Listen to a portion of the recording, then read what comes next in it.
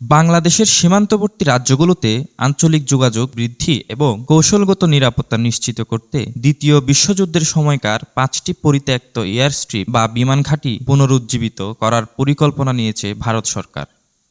পশ্চিমবঙ্গ, আসাম ও ত্রিপুরায় অবস্থিত এই ঘাঁটিগুলো সংস্কারের মূল লক্ষ্য হল ভারতের অত্যন্ত স্পর্শকাতর শিলিগুড়ি করিডোর বা চিকেন স্ন্যাক এর সুরক্ষা আরও জোরদার করা।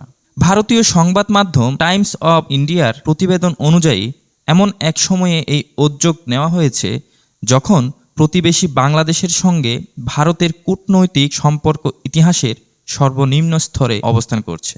মূলত উত্তর পূর্ব ভারতের সঙ্গে মূল ভূখণ্ডের একমাত্র স্থল সংযোগ এই সরু করিডোরটির নিরাপত্তা নিয়ে নয়াদিল্লি বর্তমানে কোনো ধরনের ঝুঁকি নিতে রাজি নয়। ভারতের এই তৎপরতার পেছনে বাংলাদেশের রংপুর বিভাগের লালমনিরহাট বিমান ঘাঁটি পুনর্নির্মাণের উদ্যোগকে একটি বড় কারণ হিসেবে দেখছেন প্রতিরক্ষা বিশ্লেষকরা।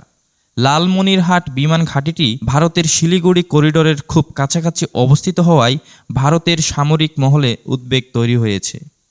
যদিও বাংলাদেশ সরকার আনুষ্ঠানিকভাবে জানিয়েছে যে এই বিমান ঘাঁটি শুধুমাত্র নিজস্ব জাতীয় প্রয়োজনে ব্যবহৃত হবে, কিন্তু ভারতীয় সূত্রের দাবি অনুযায়ী সীমান্ত এলাকায় যে কোনো আকস্মিক পরিস্থিতি মোকাবিলায় ভারতও তার সামরিক প্রস্তুতি ঢেলে সাজাচ্ছে।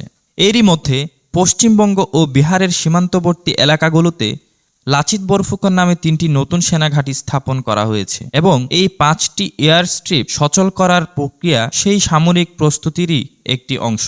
পরিকল্পনা অনুযায়ী যেসব এয়ার স্ট্রিপ সংস্কার করা হবে সেগুলো হলো পশ্চিমবঙ্গের জলপাইগুড়ির আমবাড়ি ও পাঙ্গা, দক্ষিণ দিনাজপুরের বালুরঘাট, মালদহের ঝালঝালিয়া এবং আসামের ধুবড়ি। এর আগে কোচবিহার এবং আসামের রূপসী বিমানবন্দর দুটি সফলভাবে সচল করা হয়েছে। বর্তমানে air sports authority of India পশ্চিমবঙ্গের বিমান ক্ষেত্রগুলোর দায়িত্ব রাজ্য সরকারের হাতে তুলে দিয়েছে। নাম প্রকাশে অনিচ্ছুক একজন সরকারি কর্মকর্তা জানিয়েছেন, ভারত চায় এই রানওয়েগুলো যেন সর্বদা জরুরি অপারেশনাল কার্যক্রমের জন্য প্রস্তুত থাকে। বিশেষ করে সংকটের সময় দ্রুত সেনা মোতায়েন বা রসদ সরবরাহের ক্ষেত্রে এই ঘাঁটিগুলো গুরুত্বপূর্ণ ভূমিকা পালন করবে। তবে এসব পরিত্যক্ত এয়ারস্ট্রিপ পুনরায় ব্যবহারযোগ্য করে তোলার ক্ষেত্রে বেশ কিছু কারিগরি চ্যালেঞ্জ রয়েছে বলে প্রতিরক্ষা সূত্রগুলো জানিয়েছে। দীর্ঘ কয়েক দশক অব্যবহৃত থাকায় অনেকগুলো বিমানক্ষেত্র এখন গণজঙ্গলে ঢাকা পড়েছে।